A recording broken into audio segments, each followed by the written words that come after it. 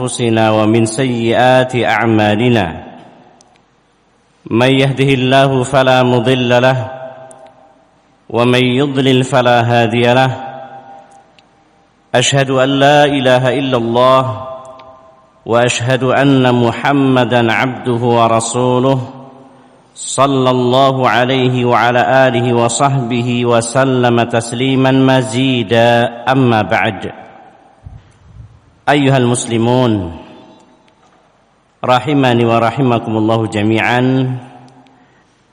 Alhamdulillah, dengan memuji Allah Subhanahu wa taala dan mensyukuri atas segala nikmat yang Allah karuniakan kepada kita, pada kesempatan yang berbahagia ini alhamdulillah kita dimudahkan untuk bisa kembali melaksanakan ibadah salat subuh secara berjamaah setelah kita diberikan nikmat berupa tidur, lalu kemudian Allah anugerahkan kembali untuk kita bangun, dan kehidupan seorang muslim adalah merupakan karunia yang paling besar untuk dia berbekal, untuk dia beramal. Sehingga kaum muslimin rahimani wa rahimakumullah, di antara rasa syukur kita pula bahwa di hari ini kita berbahagia dengan kegiatan yang alhamdulillah telah direncanakan, telah diagendakan sekian lama waktunya, berupa kegiatan bazar ataupun kajian. Alhamdulillah hari ini adalah merupakan hari yang pertama, insyaallah nanti akan dilanjutkan dengan berbagai kegiatan yang mudah-mudahan manfaat bagi kita sekalian.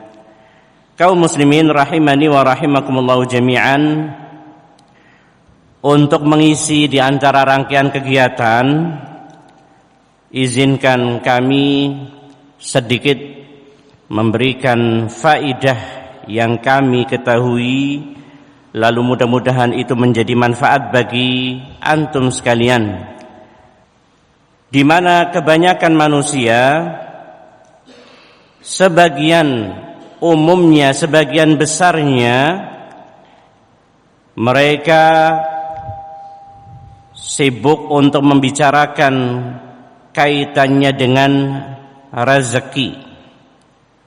Tidak dipungkiri bahwa di antara yang menjadikan seseorang itu menjadi tenang dalam menjalani kehidupan sebagai seorang pribadi ataupun dia sebagai seorang di tengah keluarganya, di masyarakatnya, manakala dia mendapatkan berupa rezeki yang lapang, rezeki yang luas.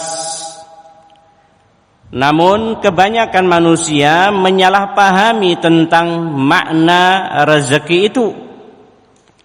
Sebagian besar mereka memahami yang namanya rezeki itu adalah kesuksesan dunia, yang dimaukan orang yang rezekinya mapan, rezekinya baik, ketika dia memiliki pangkat, jabatan, kedudukan, ketenaran, popularitas, mendapatkan fasilitas-fasilitas kemudahan, mendapatkan segala kebutuhan yang apa-apa serba ada.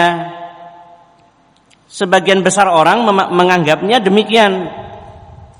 Padahal yang namanya ar-rizqu, rizki itu ada dua macam. Ar-rizqu naw'an. Al-ula, rezeki yang pertama adalah ma yaqumu bihil badanu wal jismu minat ta'ami wasyarabi wal malbasi wal maskani. Rezeki jenis yang pertama adalah segala sesuatu yang menjadikan dirasakan oleh tubuh, oleh badan, baik berupa makanan, minuman, pakaian, tempat tinggal, itu memang rezeki.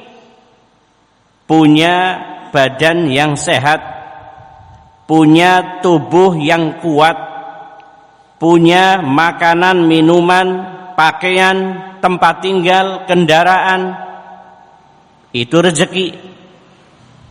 Dan ini yang disebut dengan rezeki apa? Jasmani, zahiri. Sedangkan jenis yang kedua, huwa rizqul a'zamu ma yaqumu bihiddin, adalah berupa rezeki yang lebih agung, lebih besar daripada sekedar nikmat badan, makanan, minuman. Apa itu? Adalah berupa nikmat tegaknya agama seseorang. Manakala seseorang memiliki agama yang kuat, yang kokoh, memiliki kesemangatan dalam ibadah dan amal soleh, maka itu adalah nikmat yang terbesar, nikmat yang hakiki. Minal ilmi wal iman, berupa ilmu dan keimanan. Wa ta'atur rahman, dan berupa ketaatan kepada Ar-Rahman, kepada Allah Subhanahu wa taala. Jadi ini nikmat yang lebih agung, yang lebih besar. Ketika kita bangun dari tidur, jangan lupa untuk mengawali dengan syukur, mengawali dengan kalimat alhamdulillah alladzi ahyana ba'dama amatana wa ilaihin nusyur. Segala puji bagi Allah yang telah kembali menghidupkan kami ba'da, setelah Allah mematikan sejenak dengan tidur, lalu kepadanya lah kita akan kembali. Ketika mendapati kita bisa membuka mata, menghirup udara, merasakan sehat pada tubuh kita, rumah dalam keadaan aman, tenang, kemudian keluarga, anak-anak, istri dalam keadaan mereka sehat, maka kita bersyukur. Itu nikmat rezeki dari Allah Subhanahu wa taala. Iya, itu nikmat. Bisa melangkahkan kaki beribadah salat subuh, nikmat. Itu rezeki dari Allah. Namun ada kenikmatan yang jauh lebih besar yang harus kita syukuri. Nikmat berupa keimanan, nikmat berupa ilmu, nikmat berupa ketaatan kepada Allah Subhanahu wa taala. Inilah yang menjadikan kokohnya kita di dalam beragama. Apa artinya kesehatan? Apa artinya bergelimang harta? Apa artinya popularitas? Ketika agama kita dalam keadaan tidak kuat, lemah, sulit untuk menjalankan ketaatan kepada Allah, sulit untuk menghadiri majelis ilmu, sulit untuk menikmati lezatnya ibadah kepada Allah. Apa artinya kenikmatan-kenikmatan yang sifatnya jasmani? Sehingga kaum muslim yang saya muliakan, seorang semakin berilmu, semakin beriman, semakin menjalankan ketaatan kepada Allah, kenikmatan yang paling besar dirasakan pada dirinya adalah ketenangan, kehusyuan. Kaum muslimin rahimani wa rahimakumullah, Nabi sallallahu alaihi wasallam beliau bersabda, "Man asbaha minkum aminan fi sirbihi mu'afan fi jasadihi indahu qutu yaumihi faka'annama hizat lahu dunya. Siapapun di antara kalian yang di pagi hari dalam keadaan aminan fi sirbihi, merasakan keamanan, rasa aman di tempat tinggalnya, di negerinya, di kampung halamannya, kondisi tenang, aman, tidak terjadi huru-hara, tidak terjadi kerusuhan, tidak terjadi rasa khawatir, takut, perampokan, perampasan, pembunuhan. Barang siapa yang di pagi hari mendapati aman keberadaan suasana di tempat tinggalnya, mu'afan fi jasadihi, tubuhnya dalam keadaan ringan, enteng, sehat, kuat, tidak ada yang dikeluhkan, tidak ada yang dirasakan. Indahu qutu yaumihi, di hari itu dia memiliki simpanan, persediaan berupa kebutuhan makanan di hari itu. Beras masih ada, sayur tersimpan di kulkas, bumbu-bumbu ada, telur juga ada. Rasanya nikmat, rasanya tenang. Faka'annama hizat lahu dunya, seolah-olah dunia hanya milik dia. Kaum muslimin yang saya muliakan, betapa kita kurang syukur ketika hanya memandang rezeki itu berupa kenikmatan yang seolah hanya dimiliki oleh mereka orang-orang kaya raya. Padahal apabila kita memperhatikan pada diri masing-masing kita, amat sangat banyak kenikmatan yang seandainya itu kita renungi, itu menjadikan bahan untuk kita evaluasi, menjadi tenang pikiran kita, bahagia hati kita. Kurang apa kalau ketenangan tinggal di sebuah negeri kita rasakan, tubuh yang kita miliki sehat sehingga ringan, bekerja untuk keluarga, mencari maisha kehidupan untuk anak istrinya, mampu, bisa dia lakukan. Apapun yang halal, apapun yang nilainya berkah, tidak menjadi masalah. Enteng saja dilakukan, karena apa? Tubuhnya sehat. Apalagi di hari itu ada simpanan berupa beras, persediaan makanan, sayuran, kebutuhan di hari itu ada.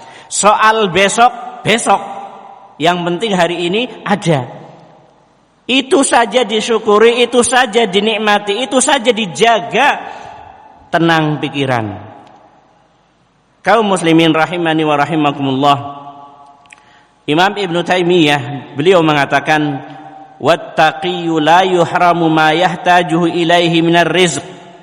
Seorang yang bertakwa kepada Allah tidak akan dihalangi untuk mendapatkan apa saja yang dia butuhkan dari berupa rizki.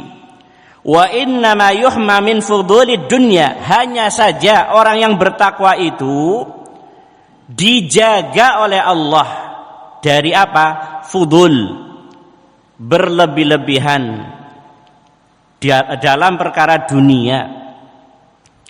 Mereka itu kalau seandainya ingin mendapatkan nikmat berupa harta benda ataupun yang lebih dari itu, sebenarnya sangat mudah, sangat gampang.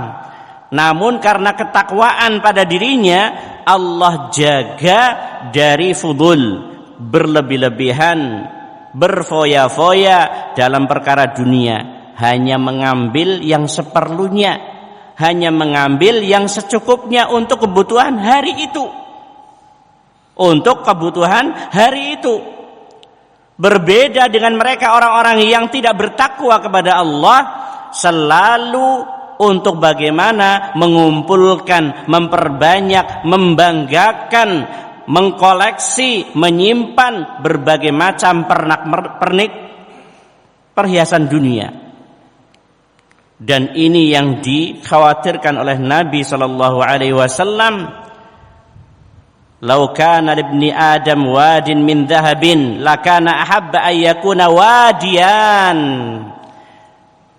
Seandainya seorang anak Adam dia diberikan satu lembah, satu gunung berupa kekayaan harta, niscaya akan terus berupaya, berandai-andai mendapatkan yang lebih. Satu gunung kekayaan ingin untuk memiliki 2 gunung yang berikutnya. Tidak akan menghentikan kerakusan, tidak akan menghentikan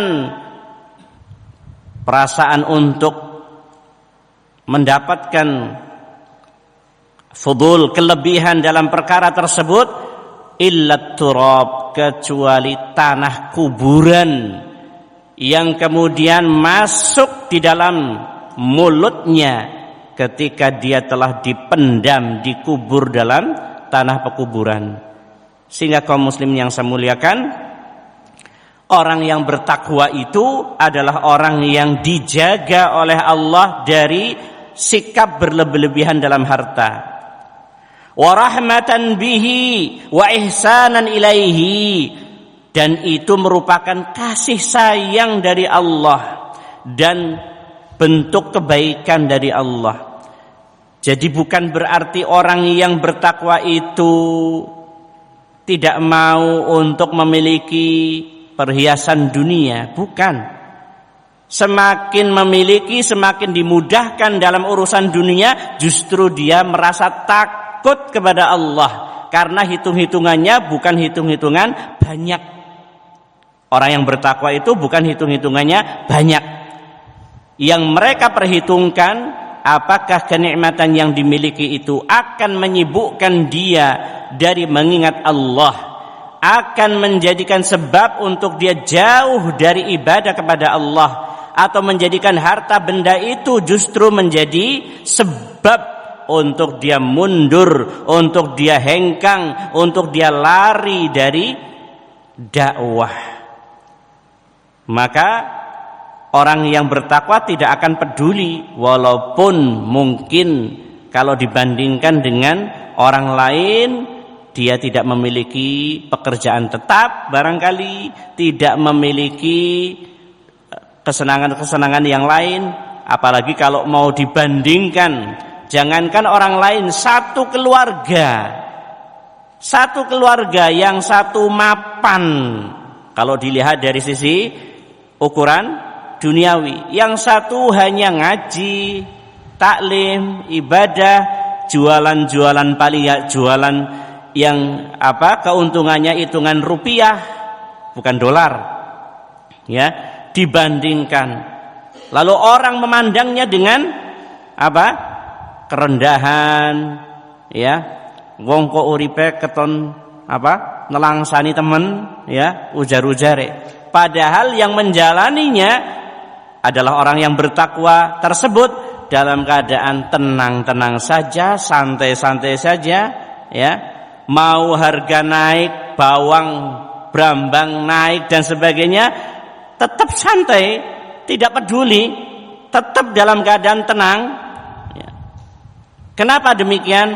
Allah berikan rahmat pada dirinya dan kasih sayang pada dirinya. Fa inna tawsi'ar rizqa qad yakunu madarratan 'ala sahibih.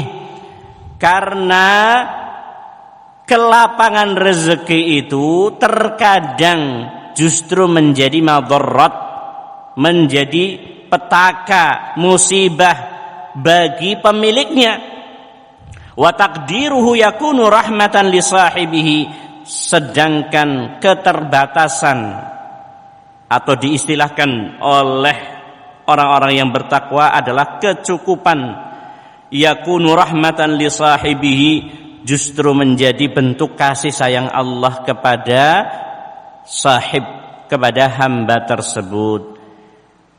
Kaum muslimin yang saya muliakan, Syekh Muhammad Ibn Ghalib Al-Umari hafizahullah, beliau mengatakan la yaktasir ar-rizqu 'alal mal.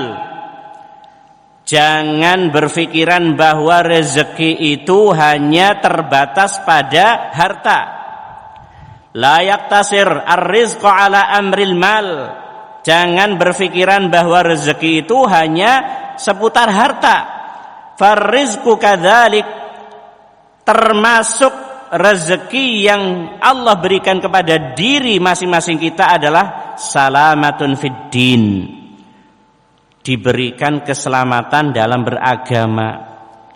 Alhamdulillah, sekian perjalanan usia umur kita, sekian perjalanan hidup kita, mungkin pernah masing-masing punya latar belakang beragama yang tidak diketahui dasar dalam berpijak.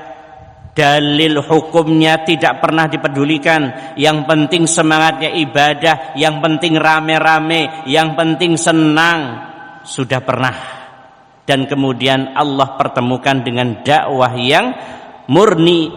Lalu kemudian menyadari, memahami, sungguh inilah agama yang diinginkan oleh Ar-Rasul sallallahu alaihi wasallam, dibangun di atas Al-Qur'an dan sunnah dan pemahaman salaful ummah.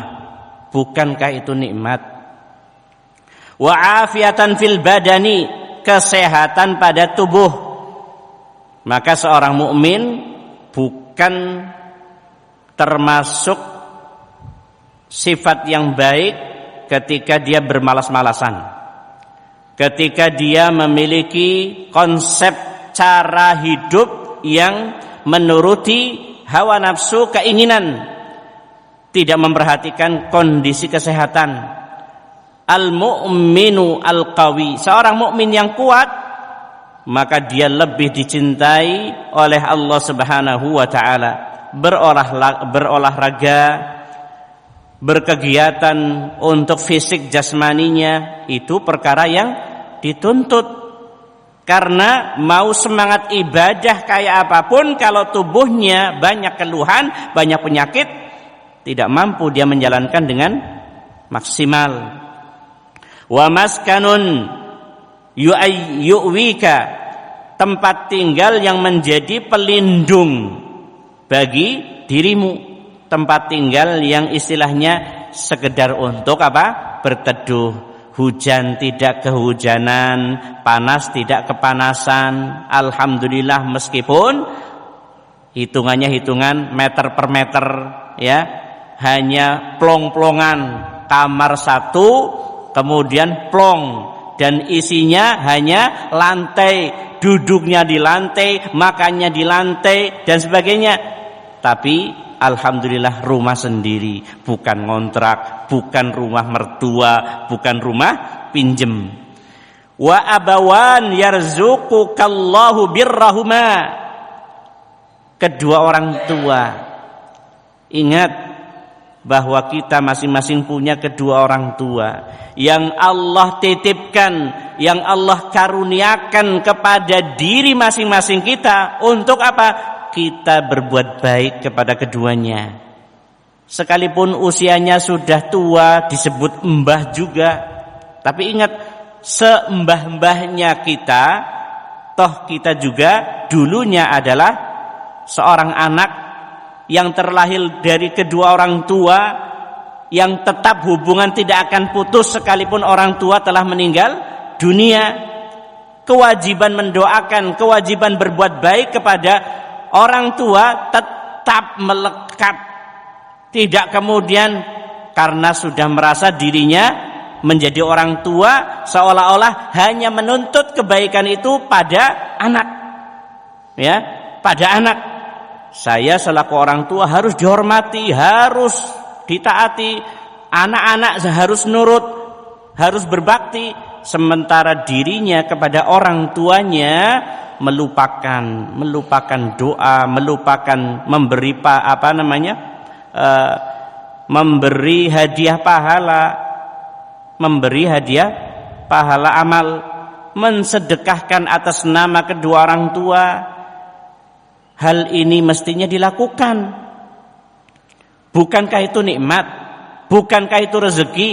Maka seorang makin berilmu, makin beriman, semakin cinta kepada kedua orang tuanya. Yang banyak itu apa, Mas? Kalau sudah rumah tangga, pertama kali yang akan terlihat, tampak dan dirasakan oleh orang tua, anaknya sudah tidak lagi mengunjungi, memberikan sesuatu yang dapat menyenangkan kedua orang tuanya, tidak lagi mendoakan dengan alasan sibuk ngurus anak, sibuk ngurus istri. Orang tua merasa kehilangan sebelum mereka meninggal dunia. Masih hidup tapi mereka merasa kehilangan bakti dari anak-anaknya. Jangan seperti itu. Justru kita semakin berilmu, mestinya kita makin cinta kepada kedua orang tua kita. Sebagaimana ketika kita senang kepada seseorang, yang namanya orang kalau lagi senang, maka dia berusaha menyenangkan temannya, apapun yang dimiliki, apapun yang ada di rumah, berusaha untuk dibagikan, untuk diberikan kepada sahabatnya ini, dalam rangka persahabatan katanya. Tetapi kepada kedua orang tuanya tidak pernah melakukan yang demikian. Ngobrol, berbicara saja, bisa berlarut-larut, lama, panjang, kali lebar, A sampai Z dengan temannya, dengan sahabatnya. Tapi untuk bercengkrama, berbicara sesaat saja, menanyakan kesehatan, mendengar cerita dari ibunya, dari ayahnya, seolah-olah tidak ada waktu. Bukankah itu rezeki dari Allah? Allah berikan kepada kita kedua orang tua. Wa zaujatun salihah, istri yang salihah. Apa yang diinginkan oleh orang yang bertakwa? Pendamping hidup yang salihah, tidak macam-macam. Cukup wahai istriku, ketaatan pada dirimu, kesemangatan pada dirimu, ketaatan kepada suamimu dalam perkara yang baik, itu saja sudah cukup. Adapun wajah dan rupa tidak menjadi masalah. Ya, tidak perlu dipoles-poles. Untuk apa dipoles wajahnya kalau akhlaknya buruk? Betapa para suami menjadi tersiksa batin, atau diistilahkan mudah terserang penyakit ketika istrinya bukan sebagai istri yang salihah. Sehingga kaum muslim yang saya muliakan, istri, pendamping, pasangan yang saleh itu merupakan rezeki dari Allah. Wajarun fadilun, tetangga yang memiliki kemuliaan, tetangganya juga tetangga yang baik, tidak neko-neko, tetangga yang saleh, ahli ibadah, teman-teman yang satu majlis, teman-teman yang ngerti ilmu. Bukankah itu juga rezeki? Rizqullahi ashmal wa a'zam min ayyakuna mujarrad au azraq maliyah. Dan rezeki Allah itu yang ashmal, lebih sempurna, lebih agung, adalah kenikmatan iman kepada Allah, kenikmatan berupa kesemangatan ibadah, ketaatan kepada Allah, sekedar dibanding hanya sekedar rezeki berupa harta benda. Jamaah kaum muslimin yang saya muliakan, rezeki itu bukan sesuatu yang harus dikhawatirkan. Rezeki itu jangan menjadikan pikiran itu terkuras, sibuk, menjadikan gelisah, menjadikan takut, menjadikan cemas. Lan yahruja ahadun min hadhihi dunya. Ingat, siapapun kita telah dijamin rezekinya, sampai-sampai tidaklah ada seorang pun yang meninggal dunia hatta yastakmila rizqahu, sampai benar-benar rezeki yang Allah berikan kepadanya sempurna. Wa ajalahu, sampai ajalnya benar-benar telah tiba waktunya. Artinya apa? Antara ajal dengan rezeki itu sesuatu yang qarinan, berdampingan. Ya, yang berdampingan. Artinya selama kita hidup, selama kita belum mati, jaminan rezeki itu akan selalu ada. Jaminan rezeki itu akan selalu bersama kita. Bahkan rezeki itu mengejar. Bahkan rezeki itu mengejar, sebagaimana kita lari, takut menghindar dari yang namanya kematian. Sebagaimanapun cara untuk kita lari dari kematian, pada saatnya mati itu datang, ya akan datang juga. Ya, walaupun kita menggunakan tipe kesehatan apapun untuk bisa hidup lama, untuk takut mati, tetap juga saatnya mati. Demikian juga rezeki. Apapun keadaannya kita, ketika rezeki itu memang sudah ditakdirkan oleh Allah kepada kita, rezeki itu akan mengejar. Nabi SAW bersabda, "Lau anna ibna Adam haraba min rizqihi kama yahrubu minal mauti la adrakahu rizqahu kama yudrikuhul maut." Seandainya anak Adam lari dari rezekinya, menghindar dari rezeki yang Allah tetapkan, sebagaimana dia lari dari kematian, niscaya rezeki itu akan mendatanginya. Kama yudrikuhul maut, sebagaimana kematian itu mendatanginya. Sehingga apa yang perlu kita khawatirkan? Apa yang perlu kita takutkan? Tidak usah ikut-ikutan. Tidak usah kita terbakar oleh provokasi dari berbagai media ketika isu ekonomi yang begitu sulit, yang begitu dirasakan apa-apa mahal dan sebagainya. Satu sisi kita akui yang demikian, tetapi mestinya orang yang bertakwa kepada Allah tidak akan khawatir. Toh keadaan isu-isu yang seperti ini dari dulu ya seperti itu. Yang terpenting apa? Alhamdulillah kita bisa melewati kesulitan-kesulitan tersebut. Dan yang terpenting lagi adalah alhamdulillah istiqamah dalam agama.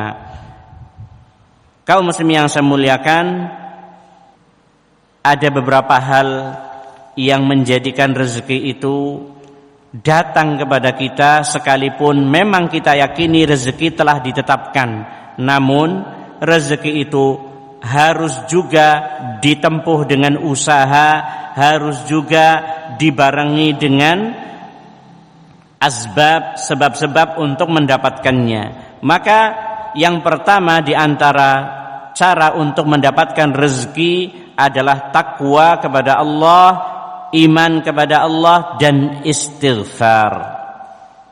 Iman, takwa, dan istighfar. Ini yang pertama. Sebagaimana Allah sebutkan, wa may yattaqillah yaj'al lahu makhraja. Barang siapa yang bertakwa kepada Allah, Allah jadikan baginya solusi dari berbagai persoalan. Wa yarzuqhu min haitsu la yahtasib. Allah akan berikan rezeki dari arah mana saja yang dia tidak sangka-sangka. Di dalam surat Al-A'raf ayat ke-96 Allah sebutkan, walau anna ahlal qura amanu wattaqau la fatahna alaihim barakatim minas sama'i wal ard. Seandainya penduduk negeri mereka beriman dan bertakwa, Allah akan bukakan barokah kebaikan dari langit dan bumi. Demikian juga wa allaw istaqamu 'ala tariqati la asqainahum ma'an ghadaqa. Seandainya mereka istiqamah di atas Islam, niscaya kami akan berikan minum dengan minuman yang lezat. Sehingga kesimpulannya bahwa untuk mendapatkan rezeki yang pertama adalah dengan beriman dan bertakwa. Cukup, kaum muslimin yang saya muliakan. Istiqomahlah di dalam bertakwa kepada Allah. Hadiri majelis ilmu, beribadah kepada Allah, niscaya Allah akan anugerahkan rezeki kepadamu. Rasulullah sallallahu alaihi wasallam dalam hadis qudsi beliau menyebutkan, ya ibna Adam, tafarragh li'ibadati amla sadraka ghinan wa asudda faqraka. Wahai anak Adam, fokuslah kamu dalam beribadah kepadaku. Kata Allah Subhanahu wa taala dalam hadis qudsi, tafarragh li'ibadati, fokuslah kamu di dalam beribadah kepadaku, amla sadraka ghina, aku akan penuhi pada dirimu, pada dadamu, ghinan, rasa cukup, wa asudda faqraka, dan aku akan tutup segala pintu-pintu kemiskinan. Kaum muslim yang saya muliakan, termasuk di antara bentuk ibadah yang bisa mendatangkan rezeki yang berkah adalah perhatian kita dalam menjalankan salat. Wa'mur ahlaka bis-shalah wastabir 'alaiha. Perintahkan keluargamu, anak istrimu untuk salat. Jangan biarkan mereka meninggalkan salat. Wastabir 'alaiha, dan istiqomahlah. Terus jaga apapun keadaannya. Sehat dia jaga salatnya, terutama di saat sakit, di masa-masa tua, di masa-masa sudah tidak lagi kuat, lemah fisiknya, tetap dia jalankan salat sekalipun dalam kondisi berbaring. La nas'aluka rizqan, kata Allah Subhanahu wa taala, kami tidak akan meminta kepadamu rezeki, nahnu narzukuka, justru kami yang akan menjamin rezekimu. Wal aqibatu littaqwa, kemenangan itu hanya bagi orang-orang yang bertakwa. Kaum muslimin yang saya muliakan, yang kedua adalah istighfar. Perbanyak istighfar. Dengan kita memperbanyak istighfar, maka akan mendatangkan rezeki yang barokah, maka akan menenangkan jiwa. Allah datangkan kemudahan-kemudahan. Yang ketiga adalah husnul tawakkul ala Allah. Tingkatkan terus usaha, doa, tawakal. Jangan kemudian bersandar dengan apa? Takdir. Lawis takdire sugi ya sugih, takdire kere ya kere. Lalu kemudian apa? Tidak mau bekerja, tidak mau berusaha. Jalani walaupun sekedar sebagai penjual madu, penjual cilok, penjual bakso. Maka para bakul-bakul yang Masya Allah, mereka sebagai orang-orang yang beriman, bertakwa kepada Allah, apapun yang dijalani selama itu adalah asbab, ya, ikhtiar disertai dengan tawakal, maka itu pun bisa bernilai ibadah yang akan menambah rezeki yang barokah dari Allah Subhanahu wa taala. Sebab yang berikutnya adalah sedekah, infak dan sedekah. Kaum muslim yang saya muliakan, orang yang beriman itu akan yakin rezeki ketika disedekahkan di jalan Allah pasti akan Allah ganti. Wa ma anfaqtum min syai'in fa huwa yukhlifuh. Apa yang kalian keluarkan, infakkan, pasti Allah ganti. Wa huwa khairur raziqin. Allah sebaik-baik memberi rezeki. Yang kelima, silaturahim. Menjalin hubungan baik dalam silaturahmi kita selaku keluarga. Kita punya paman, kita punya bibi, kita punya kakek, nenek, kita punya saudara-saudara yang masih punya tali hubungan persaudaraan. Jalin, baiki pergaulan kita, hubungi mereka melalui HP, dan ketika berjumpa dengan senyuman, dan ketika kita mampu berikan hadiah kepada mereka dalam rangka apa? Menjalin hubungan. Kata Nabi sallallahu alaihi wasallam, "Man sarrahu an yubsata lahu fi rizqihi", barang siapa yang senang, suka untuk dilapangkan rezekinya, au yunsa'alahu fi athari, atau dipanjangkan umurnya, falyasil rahimah, jalin hubungan kekeluargaan.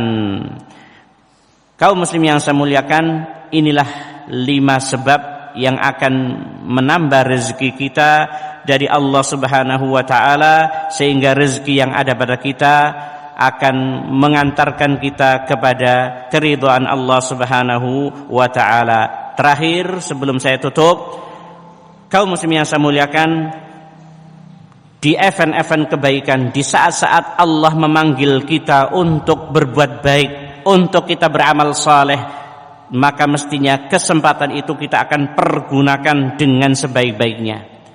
Ketika hati kita tergugah untuk beramal, untuk berinfak, untuk menitipkan sebagian apa yang Allah berikan kepada kita di jalan Allah, maka tunaikan dan lakukan yang demikian dengan ridha, dengan ikhlas, karena itu tanda-tanda kecintaan Allah kepada kita.